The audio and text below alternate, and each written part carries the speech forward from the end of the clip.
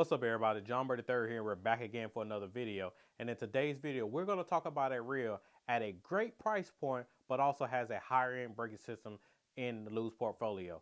But before we jump into this, if you're new to this channel, make sure you hit that like, subscribe button. Also, hit that notification bell. That way you'll be notified whenever a new video drops and hits the channel. So, in today's video, we're going to talk about the all new Luz Accel RX.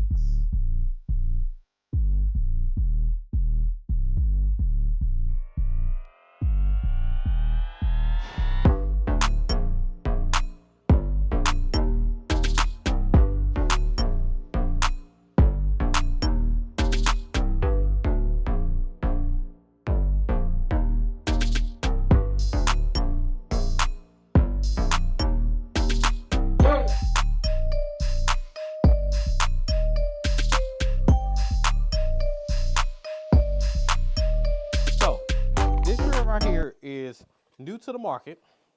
It came available actually probably a couple of weeks ago, if I'm being honest. And so I haven't had a chance to talk about it on the channel, but we're gonna go ahead and break this reel down. So going back 2 years ago, Luz introduced the Paramag RX braking system and the Paramag ITB braking system into two new reels, the Custom and Custom Pro.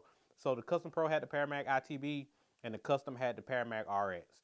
This year at ICAST, Luz introduced the all-new Accel RX, the KVD Elite Bait Cash Reel, and also the Speed Spool RX. So the Speed Spool RX has the Paramag RX, the KVD Elite has the Paramag RX, and the Accel RX have the Paramag RX. So what do you see happening is the two braking systems that started off, or one of the two braking systems that started off at ICAST 2 years ago, now that technology is starting to trickle down into other reels within the Luz portfolio, and you will continue to see that in the future.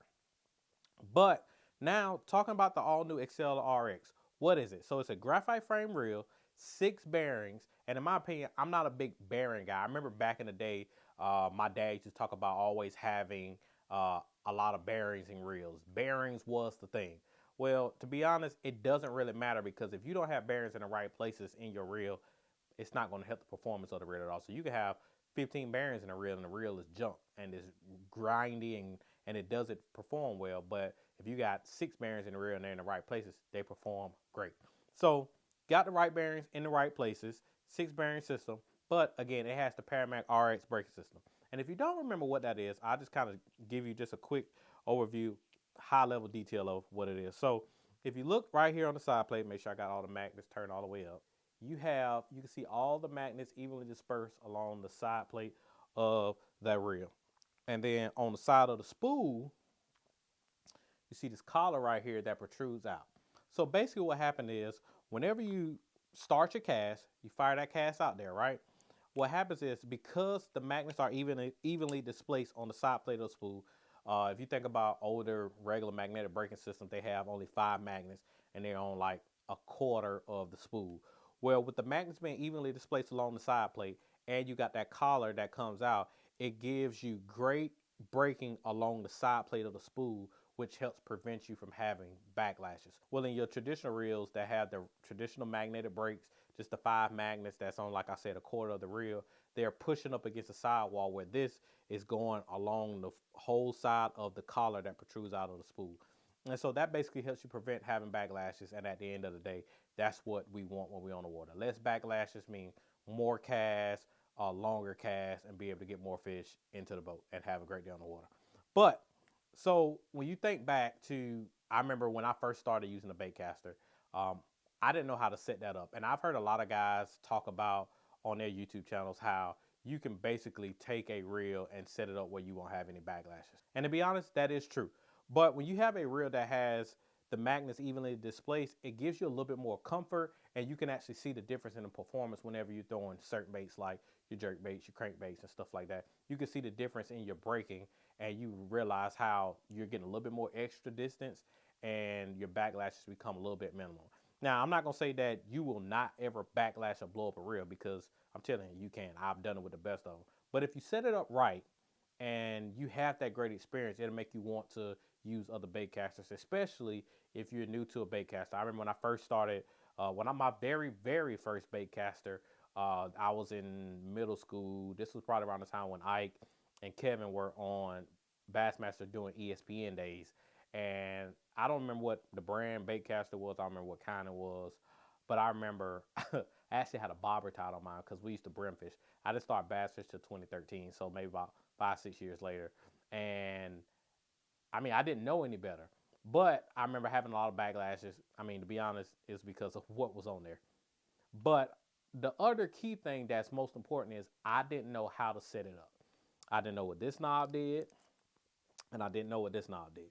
And that's the main thing when you're talking about having a reel that is, or that will help you prevent having backlashes. The braking system means a lot, but you also got to know how to dial it in. And I actually did a video on how to set up a baitcaster. If you haven't seen that video, make sure you go on the channel and go check that out. But when you set the tensioner knob up, you want your bait to just barely fall. And I normally always start my brakes on about 5 or 6, depending on what the bait is. Now, if I'm throwing like a crankbait, I may take it up to like 7 or 8, depending on the crankbait. Like if it's a 1.5 flat-sided crankbait, like a hard line or something like that, I may start the brakes a little bit more, and then I just adjust my braking pretty much, back it down to where I can get the longest cast with barely any overrun, and that's pretty much where I set my reels. But I will be honest, if you fished with me before, a lot of my reels run hot, meaning like I have my reels pretty loose because I want to be able to make the longest cast as possible. But when my reels that have the Paramag RX, I definitely run them a little bit looser, just simply because I know that my backlashes will be minimum, but my reels are dialed in very well. And y'all know I like to have my stuff dialed into the T. I took a couple anglers out earlier this year, back in February, and never used the baitcaster before. Gave them a custom and custom pro with the Paramag ITB and RX braking system. Their backlashes were minimum, and they were blown away. They was ready. When they got out the water, they was ready to order custom pros and custom. So that just lets you know, like, when you set your reel up right and then you have a good braking system, it definitely makes a difference. Now, one other thing. So graphite frame reel, super compact in hand. Y'all know I've been using the Accel since February, and the Accel came out right around early August. You was able to get your hands on them early.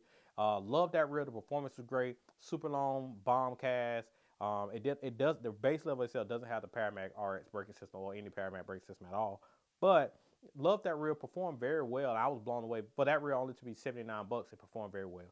So now you're going up to the Accel RX, which is at $109. So you can get a reel in a loose portfolio at $110 with the Paramag RX braking system.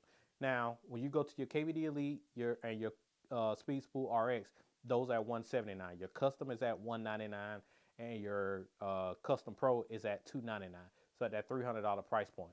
So a lot of other reels in loose portfolio that have Paramag braking are at a higher price point, and you might not be able to spend those extra, give or take, call it $80, or up to $300 for a reel that has a Paramag braking system.